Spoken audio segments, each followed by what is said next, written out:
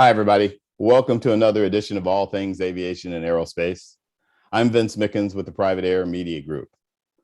With each show that I do, my primary objective is not only to inspire the next generation to pursue opportunities and consider possibilities in aviation and aerospace, but to gain insight on various aspects of our expansive industry that you may have given some thought to, or in fact, may not have ever considered. Here's another show that epitomizes that. By the way, the buzz for this show has been particularly upbeat with a lot of interest. I was sharing that with the guests pre-show. But let's get right into it as I introduce our incredible panel of guests. Starting with my friend and business aviation colleague, Michelle Wade. Michelle is an aviation attorney who, after years of practicing aviation law with a previous law partnership, decided to, as they say, hang out her own shingle and start her own firm. Jetstream Law, as it's called, she has been around for about 5 years. And since then, she has had the best kind of challenge, and that's keeping up with her success with the influx of new clients. Michelle, it's always great to see you. Welcome to All Things Aviation, or welcome back to All Things Aviation and Aerospace. Next, if it has to do with aviation lending and managing your aviation financial portfolio, I know that sounds like a lot of stuff, and it is. You definitely want Shelley. I'm going to kill your last name, Shelley Svoren. That's it, right? Close. That's great, Vince. Thank you. I'm going to call you Shelley the rest of the show. Who is the founder and CEO of Infinite Branches? That's the name. You want to have her on your team. She has a wealth of experience in global aviation finance. Shelley, looking forward to sharing your specialized industry perspective with our general viewers and listeners. Welcome to All Things Aviation and Aerospace. Vince, thank you for including me in this fabulous panel of people who I greatly respect in the industry. And thank you to the viewers, the audience, for participating in this. And if you have any questions for any of us, please reach out. We want to make sure that we're answering your questions and we can point you in the right direction. And so Shelley will be hosting the rest of the show.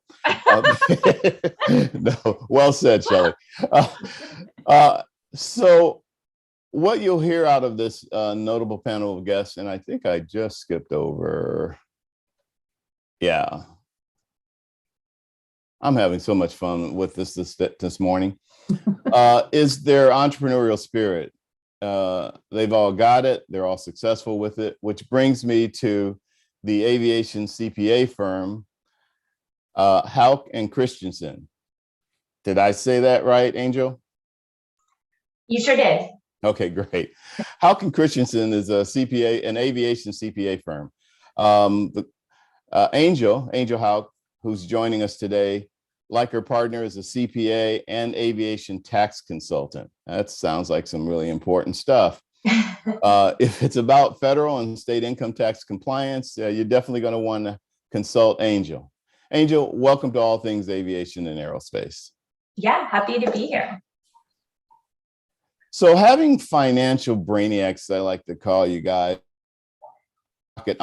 legal scientists, is a great way and all, but having that with commercial pilot's license, who spends a lot of time in and around business jets, etc. Now we're kind of in my wheelhouse. Kandi Spangler is sales director for JetAVIVA, and throughout her expansive aviation career has worked on both sides of sales and operations in the industry. And she's an Embry-Riddle grad. Hey, I didn't go there, but it's just, I think it's great. But here's what's really cool about Kandi. Get this, she is an off-road adventure motorcycle instructor when she's not selling airplanes. Kandi, welcome to All Things Aviation and Aerospace. Thank you very much. I like to have a diverse background. Yes, apparently so. That's pretty cool, though, that you do that. It sounds like a lot of fun, actually. It is a ton of fun. I bet. So we may touch on that. It's supposed to be about aviation careers, but we may just talk about some off-roading for a minute. I think a great way to get into what you all do and to bring to the table is to talk about a few things here.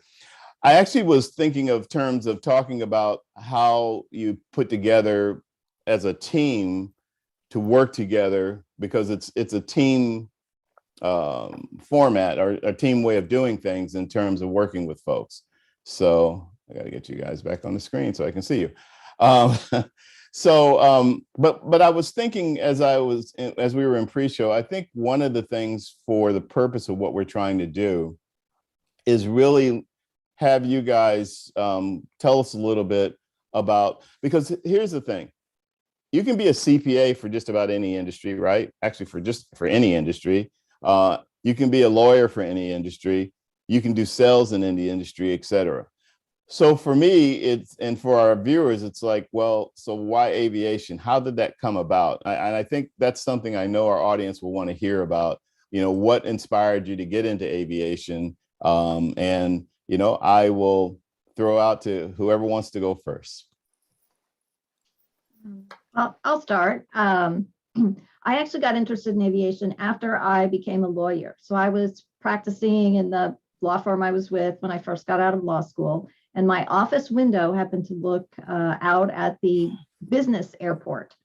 I'd watch the planes take off, or the planes land and take off. And finally, I started taking flying lessons, and I loved that. I never finished it because I never flew enough, but I did, when the opportunity arose, I went for it and said, I want to get into aviation law. I had a background doing transactions, and that's very helpful if you want to be an aviation lawyer. So to be a lawyer, you go to undergraduate, law school, and then you can, in aviation, you can either do litigation, there is aviation litigation, or transactions. And I'm on the transaction side. So I help people buy and sell aircraft. Yeah, and we're going to talk a lot about that, because there's a lot of opportunities for our audience in terms of what can be done in that area. So how about you, Angel? CPA, and by the way, so Michelle, you did take flying lessons, so I take back beating you guys up a little bit on the flying.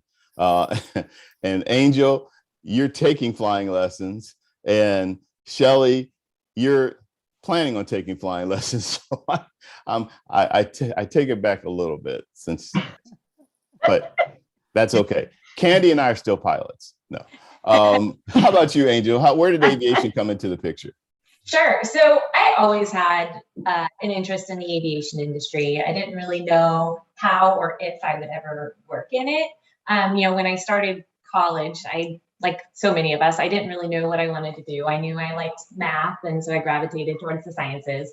I was engineering for a couple of semesters. I thought maybe I'd build airplanes.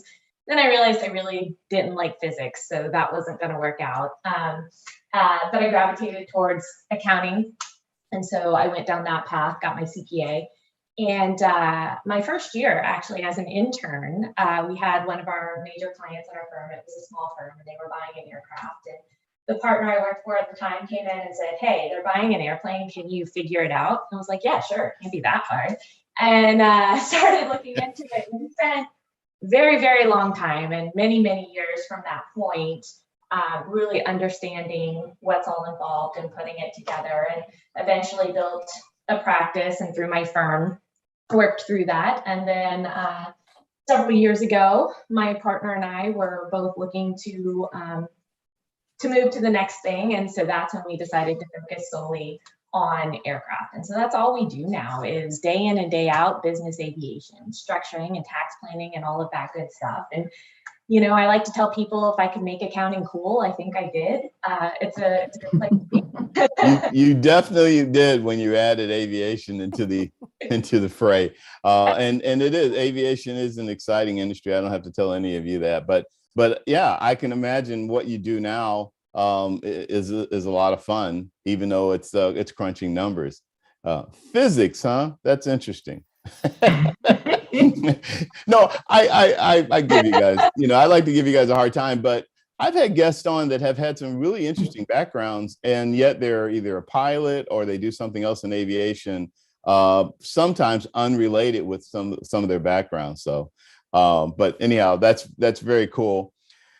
Kandi, my pilot friend, tell us about you and flying and how you got into, you've done both operations side and sales. So how did that all happen?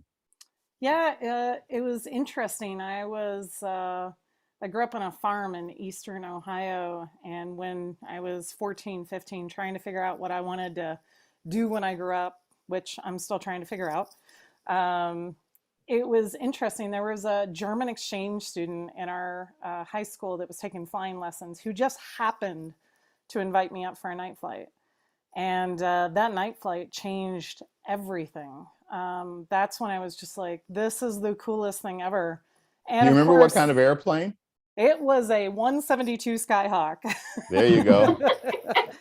And Hey, Angel, that sound familiar? that is the common training bird. So anyways, this was back in, I think, 1992.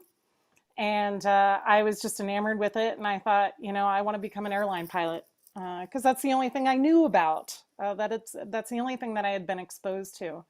And so I borrowed money from a brother and a sister, and I started taking flying lessons. And I soloed when I was 16. Wow. And I decided that this was my career path. And so I decided to apply at one of the country's most expensive but most notable schools, and that was Embry-Riddle. And I got accepted there. I did not get accepted into their flying program. I did not have the grades for it. But that's okay because I was determined to fly for a living. So I went down there into a business program.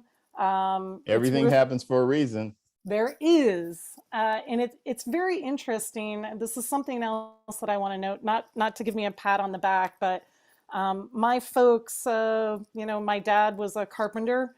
My mom did not work, and I got accepted to Embry-Riddle, which was going to be very expensive, and I was determined to go. So I took out loans. I put myself through that school, Wow. and I do not regret that at all. I took a chance on myself. And that's probably, if you're going to take a bet on anything, put money down on yourself. And I don't regret that decision at all. I did have a lot of debt when I left. But my first job out of college, which, the only thing they teach you even today, and I think this is starting to change, is military aviation and airlines. Exactly. Business aviation kind of gets lost in the sea of information when it comes to aviation. Absolutely. And I was very fortunate that our career services there set up an interview for me with a company called Executive Jet Aviation, which is now today's NetJets. And I accepted the interview not because I was interested, but for interview experience. And Oh, wow. that is the job that I took when they flew me up to Columbus, Ohio. And I saw their operations, and I was just so impressed with it. And What an indoctrination into business aviation. Yes. Oh my gosh. And this was at their old building. This was before they opened up like the state-of-the-art facility. But I was very fortunate to have a sister that was very, very career-minded and a mentor. And I had several offers at the time of graduation. In aviation or just in general? In aviation. One was in aviation insurance, one was with Lockheed Martin. But this was the lowest offer, was from Executive Jet Aviation. And my sister said, where do you think you would have the most fun? There you go. And it was very wise words because I went to work at the place that I thought would be more fun. And my career, I couldn't be more thankful for this industry that I'm a part of. And like this group here, this powerhouse that we're on this call with, like I get to work with amazing people. I am so happy that I found this industry. No, that's that's awesome. And some of the background you've had is exactly what our audience needs to hear, because we never quite know what the path is going to be. And you're right, coming out of a school like Embry-Riddle or any of the other aviation universities tends to lean towards commercial or airlines. And there's nothing wrong with that for those who are interested in that and really are determined to pursue that. But there's, the whole other part of the industry, business aviation, that includes fractional and includes charter, preaching to the choir here, but but for our viewers, and that type of thing. So very cool. Now, there's somebody that said that she's flown in helicopters a lot because of dad, and actually is interested in the steerman, which is absolutely cool, because I've had the privilege of flying a lot of different types of aircraft, and the steerman was just, when I finally got to fly one, that was like the cream of the crop to me. And it's low and slow, but it's a biplane, open cockpit, etc. So anyhow, Shelley, tell us about you and aviation, and where aviation came into the picture. Oh, I appreciate this opportunity. I think it highlights the fact that there's always been somebody in our lives who introduced us to aviation in some way, shape, or form, and we caught a bug from it. So my bug began when I was about 6 months old with my dad, who's a Marine colonel retired from active duty. Semper Fi to all the men and women out there who are watching this. And I have tremendous respect for what you do and what your families do each day of the year. So he took me up in the helicopters when I was little. He would always take me into the hangars. And when I was in high school, he'd give me an excuse from class so we could go flying the simulators together. And Vince, the knobology back in the day when I was in high school in those simulators was a little terrifying. I'm happy to see flat panels today, but I never saw anyone who looked like me, meaning a woman, in the flight deck. And I had a mathematical acumen. My father was a self-made individual. He would take me to see his wealth advisor. He would get upset with me when I didn't ask questions. He encouraged me to go into finance and understand economics. So I was steered away from aviation and into the finance community, but I never lost sight of the fact that aviation was out there. It's a huge industry. There's a lot of public companies out there that are manufacturing aircraft that are making it all work as an industry, a global industry. And as I progressed in my career as a bank examiner for a federal regulating corporation, the FDIC, I went into banking for 2 financial institutions, and I also worked in corporate finance. I built those skills one day at a time, one project at a time, and by being curious. And so I ended up going to an organization where to help them start their, believe it or not, wine and vineyard lending practice. And my former boss came on board to run the aviation finance group. And I would run into him every time I would come into our home office, and I would bug him. I'd sit down and ask him, what are the operating costs for this aircraft? What should I know about this? And he was really intrigued that I had this level of interest. And he said, well, maybe one of these days we can work together. And that happened in a moment of serendipity. He called me up and said, my underwriter has left on vacation to Australia for 3 weeks in the middle of a deal, and I need whatever help you can give me. Well, I was on my way to a vacation as well. And I said, tell me about the client. It so happened that it was a hedge fund client that I was working with in New York who was buying his first aircraft. And I said, I know this client inside and out, but I don't know the collateral. If you teach me about the collateral, I'll work with you. And so one by one, over the course of our partnership together, we granted over $1 billion in commitments starting in 2007.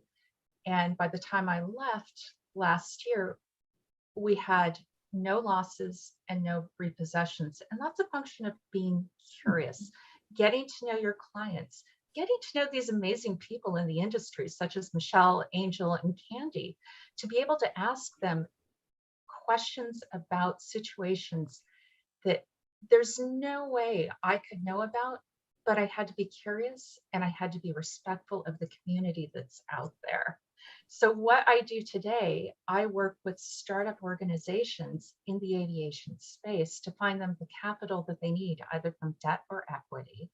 And I also work with clients who are buying aircraft as well. And so I get to bring in these amazing partners to help make the transaction flow effortefully, at least to the client. We all know what's going on in the background. Chaos behind the scenes, exactly.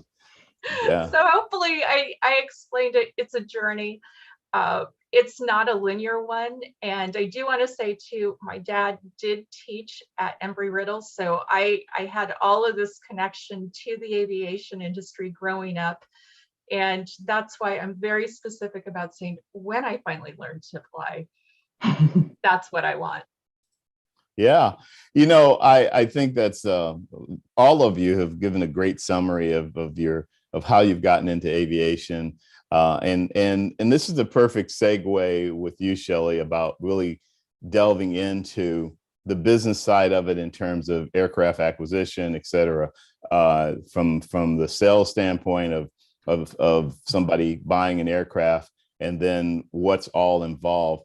So one of the things that I wanted to touch on, because of my experience of having worked for a number of years with NBAA and that type of thing, I know that there is in my conversations with Michelle, I know that there's a lot involved, a lot more than people would ever think. It's not as simple of a process as most would think to buy an aircraft, because you've got to figure out, you know, if you want a new one or a used one, you got to figure out the emission, and if it's going to be what's going to be the right aircraft for you. And that may start as a charter and then go fractional and then go full ownership or things like that. And all of these different elements of it. And then you've got the financial, and you've got the tax, and you've got the transactional aspects in terms of contracts and pre-buy inspection, et cetera, et cetera, et cetera. I just took a little piece from everybody. But let's just talk about how you form a team, which all of you have worked with each other in one form or another, and how that comes about, and what that team does. Let's just talk about the process, if we could.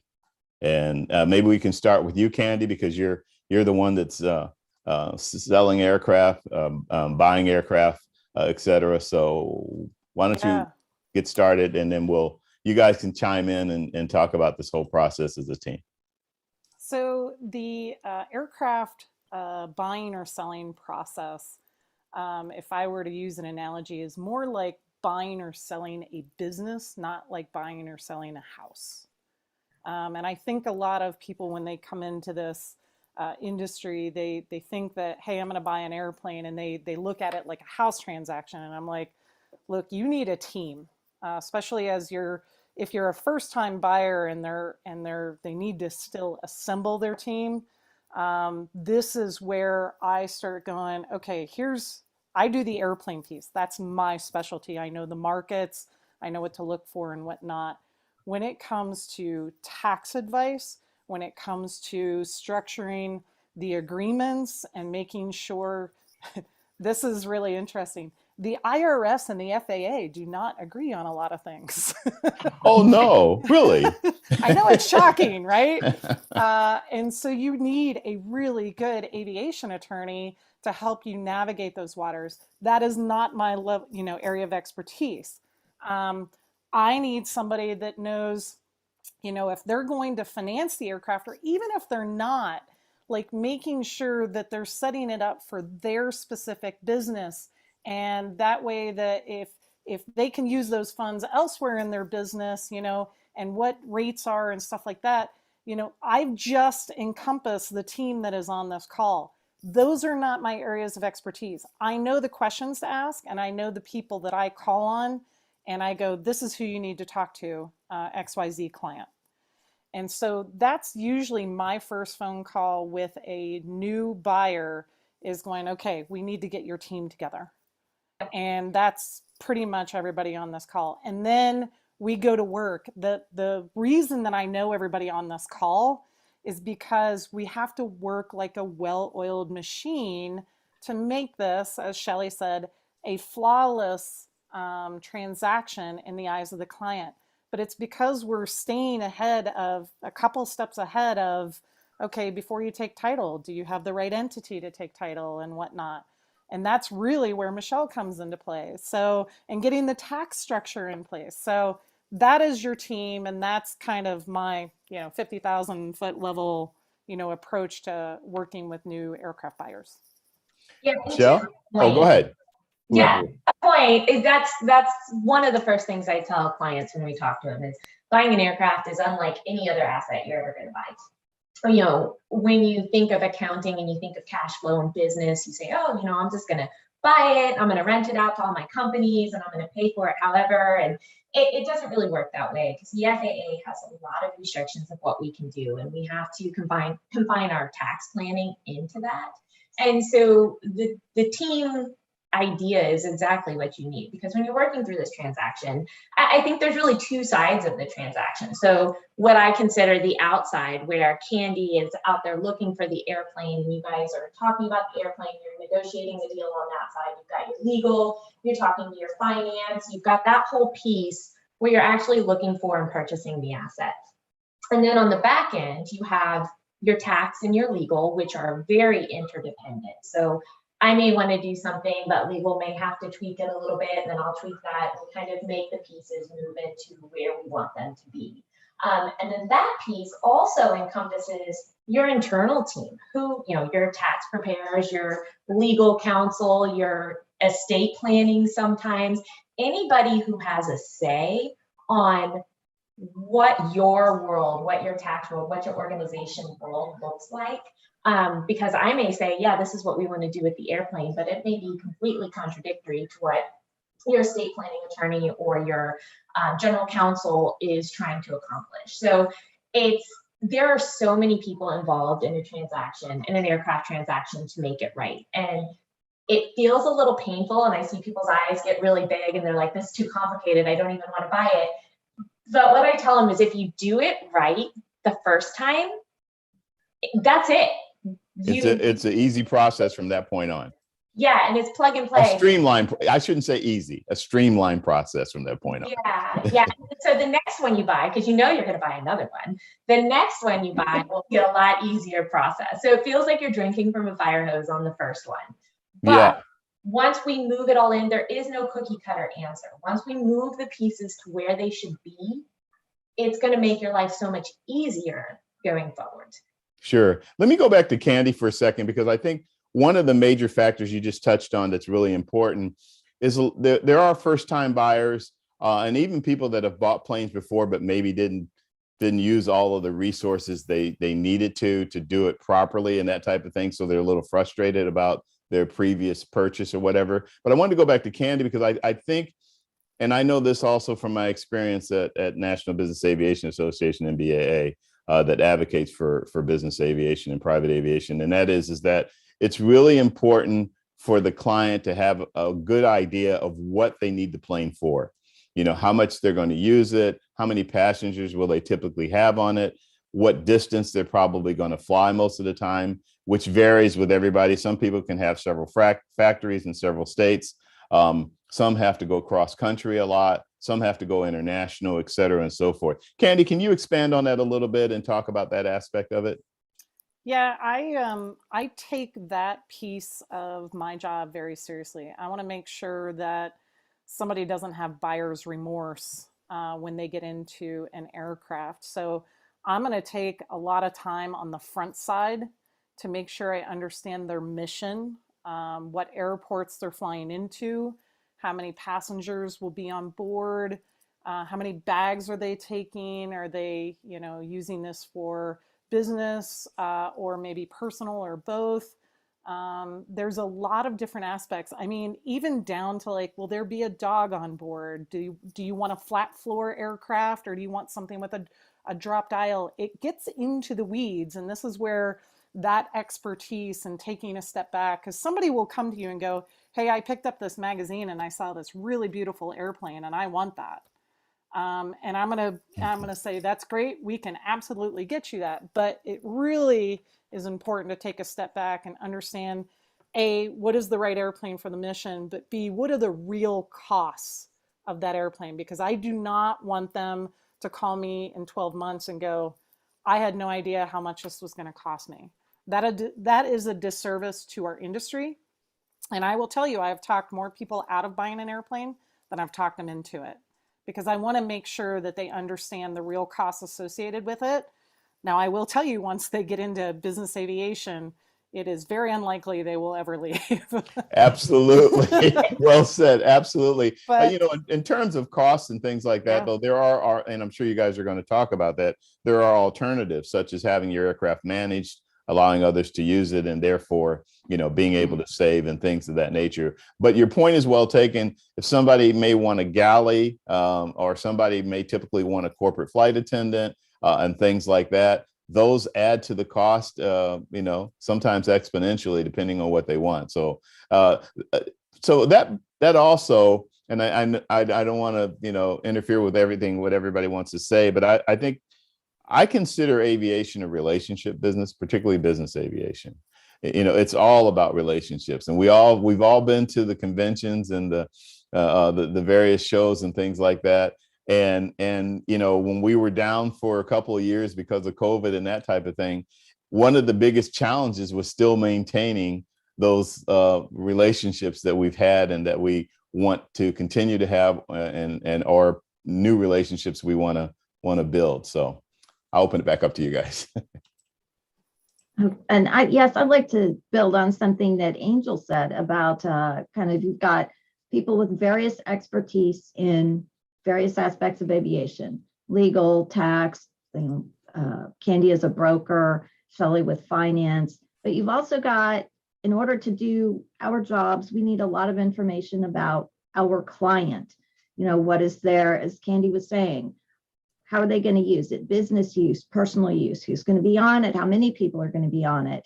And sometimes that is a lot of questions for one person to answer. So there may be an even larger team that consists of internal people at the business, the regular tax advisor who does the returns. Maybe they've got an in-house counsel or a regular corporate counsel who knows a lot about their entities. That's important from both a legal perspective and from that tax structuring perspective.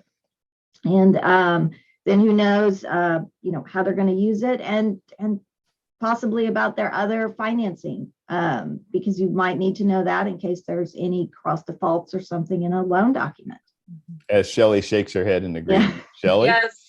Well, and I'd like to build upon two things that were previously said. Number one, you have to communicate amongst the deal team. And I can give you a real world example from earlier this year. I was brought in to make life very easy for an ultra high net worth client who had very limited time. And the aircraft management company wanted to hangar the aircraft at one location. And I reached out to our fabulous tax advisor, Angel, and said, does this make sense? And she said, no, it does not. And it would have cost the client a significant amount of money had we gone with what the aircraft management company had suggested. So we got together on a call and laid out a plan for the client to have an optimal return on owning the aircraft and hangaring it in a location that made sense. You know, there's definitely some costs related to keeping it further away from where he wanted it to be, but in the end, what we decided to do made sense. What I'll also say too is that you, especially with the finance community, everyone says, oh, it takes so much time, and they stop right there. And some people say, oh, this is too much to do. You're asking for too much information. The reality is, I don't think anyone has ever seen it where chartering an aircraft in some way, shape, or form makes money for you. So in the sense of buying a business, you cannot think of your asset that you're buying for millions of dollars as going to be an income, a gross income or net income generator. You have to think of it truly as an investment in your brand. In order to get financing, you need to communicate with all parties on this team to understand the structure. And that's the key to it. How does this aircraft ownership fit within the client's organizational structure, so to speak. Banks are incredibly regulated. We have to abide by something called know your customer due diligence, which means you need to know who owns it and who's benefiting from it. And you have to start there. If you do not know that, then you cannot underwrite to the transaction. And banks don't want to own an aircraft at the end of the day. They want to build a relationship, a long-term relationship with you as the owner and with your team. So getting on board with your financial community early on, as soon as possible, is really important because they have a lot of questions that they have to ask you, and they have to work together to ensure that the timing and the cadence meets everybody's needs. I'm going to take it. Go ahead. Oh, so I think the takeaway here is we're going to ask you a lot of questions, and we want to know a lot of things. For tax purposes, we're going to dive very, very deep because all of these tiny, tiny details can make a huge difference. It can make a difference of whether you get 100% deduction or 0 deductions, just based on things that don't seem like major questions. I ask people all the time, I'm like, what type of entity is this? And they say it's an LLC. I'm like, well, that's great. But for tax purposes, what type of return does it file? Is it an S corp, a C corp, a partnership, a disregarded entity? And a lot of times they don't know. And so that's why we want to have those people who do know, because that makes all the difference. And when we're talking about deductibility, Kandi's talking about wanting to know, what are you going to use it for? Your dog's going to be on board. How are you going to use it? And then on my end, I want to know, how are your businesses structured? What are you flying for business? Who are you seeing? Are you bringing spouses? Are you bringing friends? Are you bringing girlfriends? What are you doing on this airplane? Because all of those things are also going to impact your deductibility. Who's paying for it? Do you want your business to pay? Do you want other people to pay? How are you going to cash flow this? And all of these things, we have to know them to be able to give the right advice. And so it's going to feel like a deep dive into your life, but these things are very, very important to make sure that we're doing the right thing. Because to Shelley's point, it's a very expensive asset. And for a lot of people, it is the most expensive asset that they have. And it is very expensive to maintain. So if you do it incorrectly, it can cost you so much. Shelley's example, we had planned on it being in one state, and all of a sudden we're moving it to another state. You're talking about 9.75% sales tax on a $20-30 million airplane. That's a big check to get surprised with. So, making sure that you have these things done up front. And I like to tell people, when you're looking at the transaction, you've got all these teams, and on that back of the house team, the tax should be kind of your first and your last, right? So up front, I like to have a very first call. As soon as you start talking to Kandi, as soon as you start looking and deciding that you're moving in that direction for an airplane, let's talk. Let's figure out where we want it to be. Let's get that LLC set up. Let's get everything in place. Talk about, do we need state registrations? Because some states are very, very slow, and we need 12 or 15 weeks to get things in line. Sometimes it's a day, sometimes it's a minute, who knows? But we have a plan. Then Michelle and the legal team has everything they need. So when you find that aircraft, you're ready to jump on it. You can get all your documentation, you can get it put together. And then when you finally close on it, come back to me, and I'll help make sure that you've got your documentation and everything that you need going forward. Yeah. Angel, you just touched on something too that I'm glad you brought it up. And I just want to say something briefly about it. And that's discretion. That's extremely important. It's thus why we call it private aviation. But in business aviation, it stands out even more. Somebody that's either wealthy or that's works for a corporation, owns the corporation, et cetera, so forth. Discretion is number one, for just about anything. That's why we have things like blocked aircraft tail numbers and things of that nature. It's just really, really important. So I thought it was, you kind of touched on it, and I was like, yeah, let me place some emphasis on that, because that probably makes a big difference in terms of maintaining your current client base and continuing to have the reputation to get new clients. Would everybody agree with that? Absolutely. And that's very big in this industry, because people who are buying airplanes generally are notable or public people. and they already have a lot of their life out there. They don't necessarily want the rest of it.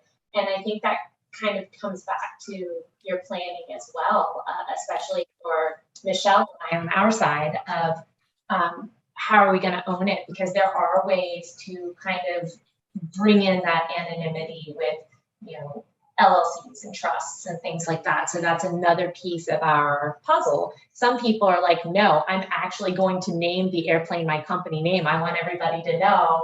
And other people want as much privacy as possible. So that's on our end to understand what our clients' goals are, because it's different for everyone, and somehow work that into our overall plan. Thus, corporations that have these hangars with their aircraft totally unmarked. The aircraft is unmarked, the hangar is unmarked, et cetera, and so forth. Hey, I want to take advantage of something with having an all-female panel today. I can't overlook the fact that it was kind of interesting because when Michelle and I were putting this together, I just talked to her about transactional, purchasing or selling an aircraft and who's involved with it. And she said, a CPA, et cetera, et cetera. But it ended up being an all-female panel. So I thought, oh, that's cool. But at the same time, especially even talking with you guys in pre-show, I just like to touch on maybe some of the challenges that you have faced being a female in a predominantly, because it's still a predominantly male industry, aviation, aerospace, aviation, business aviation, commercial aviation, still kind of run by guys. I hate to admit it, but it's true. But I think it's important for our viewers to understand or get a sense of or an idea about what that all means in terms of your growth, because all of you are excelling and doing very well in the industry. But I would imagine you've had your challenges too. Vince, I'm going to hop in here. So one of the biggest advantages of being a woman in this industry is there is no line to the bathroom at NBAA for the women's restroom. So true, Kandi. Any conference outside of Iowa. A big deal. Priceless. And it happens nowhere else but this industry. That's and too funny. I absolutely love it when I see this giant line to the men's room and I can stroll right into the women's room. That being said, we are starting to see the line form. And I'm really happy to see we are attracting more and more females, very, very smart, high level performing females, because we are in a male dominated industry. And I like that mix. I really enjoy that. But we are finally starting to see that line grow. And I love seeing all the women that are joining the different ranks, like even aircraft maintenance, technical jobs, and we're seeing it across the board. We definitely need more of that. And I think it comes back to Shelley's point where we need to show young people that just because they don't see somebody that looks like them in that industry, they should still explore it, because I think there's a ton of opportunity. And this is a relationship industry, and it's one of the reasons that I love business aviation so much is the people that have been attracted to this industry seem to be really high level, like problem solvers, and that's all we are.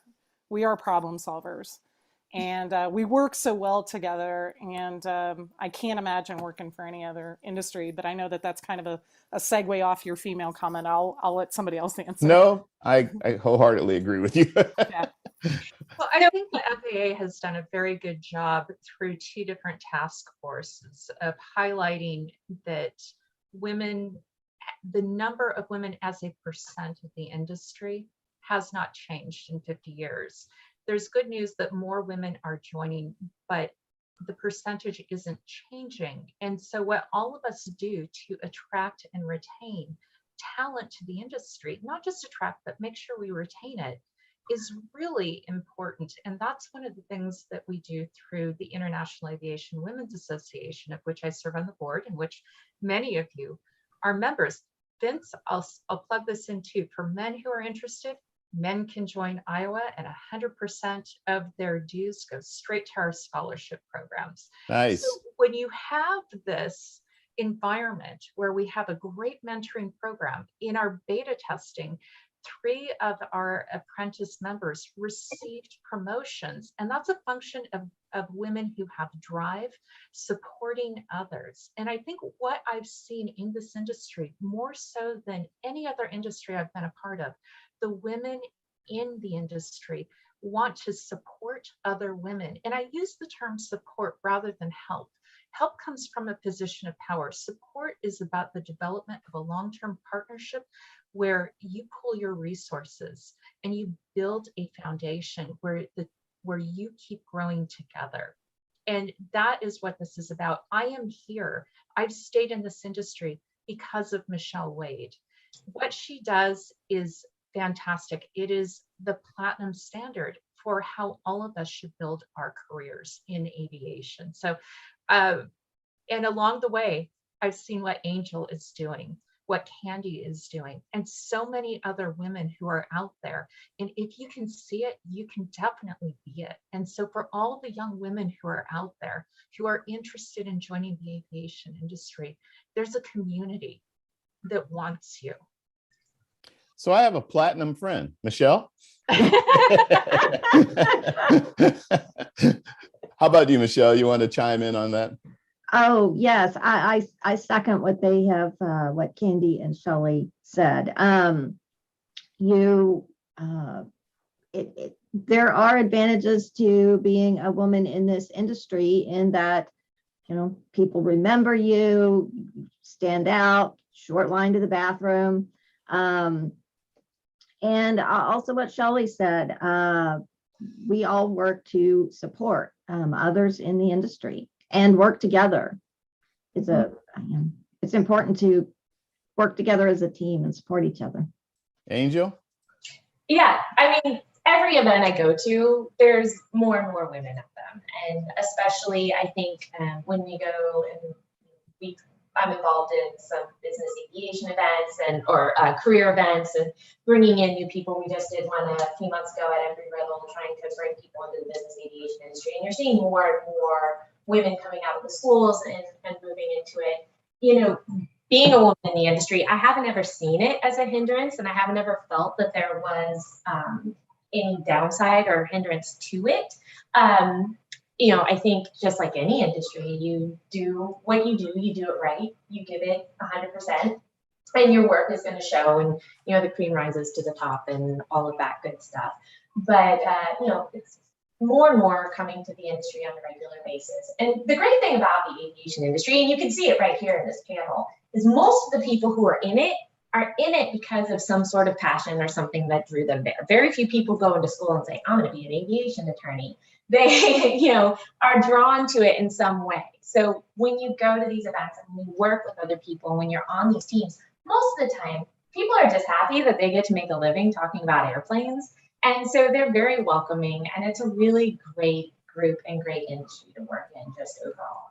I think that's a perfect segue for the last portion of what I'd like to accomplish with this show for our audience. And that is talking about and getting advice from you guys.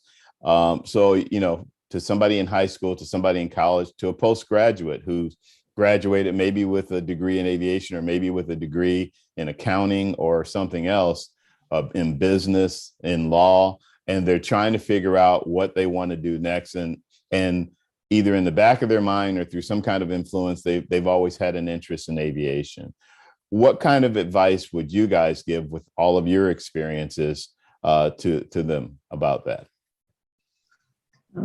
I would say attend an aviation event and meet people. If you attend an event and meet people in the industry, you're going to learn a lot about it and probably fall in love with it. And sorry, Shelley. No, Michelle, I think that's great. It segues into what I was going to say. And I always tell people ABC, always be curious. Keep that curiosity going. If you're interested, the internet has made finding out about different companies, different opportunities very easy. So tap into that curiosity, make a connection through LinkedIn, through somebody professional, and ask them really good questions about how they got into the industry and what's keeping them there and how to become involved. one of the things I definitely tell people when you go to these events, try and have in your mind, how do you want to connect with people? Who do you want to connect with? And how can you build a relationship together? So I'll step off my soapbox but just No, remember, that's absolutely right on point. ABC, always be curious. So I think going to the events is a great idea, especially if you attend like NBAA in October, because it's not just legal and accounting and finance. There are so many careers in aviation that you don't even know are aviation. I mean, there are people who make just custom fabrics for your airplane. There are people who make custom decals. There are artists. There are all these different industries that only work on airplanes. And it's amazing how people have drawn into that. And so opening your eyes to see even what's out there, cleaning services that only work on airplanes, pretty much anything you have a passion for, you can probably direct it into an airplane in some way, shape, or form. And always be curious, look and see what's out there. We have members of our team, when we interviewed them, CPAs, just looking for general CPAs, we asked them why they were looking to change jobs. And they're like, we weren't, but I love aviation. I'm a pilot. I would love to blend the two. So you never know when an opportunity is going to come up to blend your passion and aviation and kind of bring that all in together. So I think always keep your eyes open for opportunities and always prepare. One of my favorite quotes is, luck is the intersection of opportunity and preparation, right? So you prepare, you're always building, you're always putting together the next. Write that down. The industry. You're learning the industry. And so when that opportunity arises, it's there and you're ready to jump on it. You're ready to take it. Kandi? Yeah, I think my kind of closing piece of advice would be, there's a big difference between a job and a career. For me, I am very fortunate that I have found a career that I look forward to showing up every day. I do not dread getting out of bed. I don't, think about I got to go to the desk again. No 2 days, no 2 deals are ever the same. And again, because of the people that are in this industry, just makes this job so much more enjoyable. That is not to say that I don't have challenging days. We have challenging clients, we have great clients, we have, everything in between, but that's what makes it so rewarding. Again, from the problem solving standpoint. And if I can't solve the problem, I know who to pick up the phone and call. The other piece of advice that I would part with is, we love talking about our industry because we're so passionate about it. You're telling me? Yeah, I know.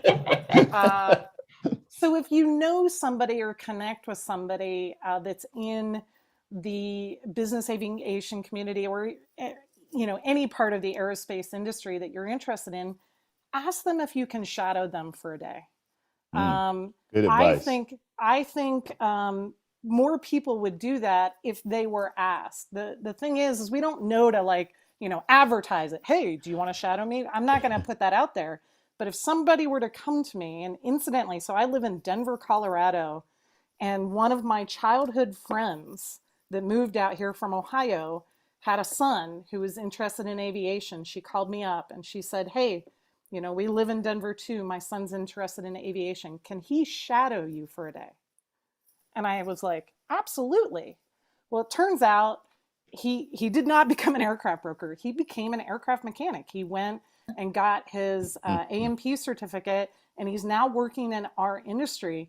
And I like to think it's partly because he shadowed me for a day.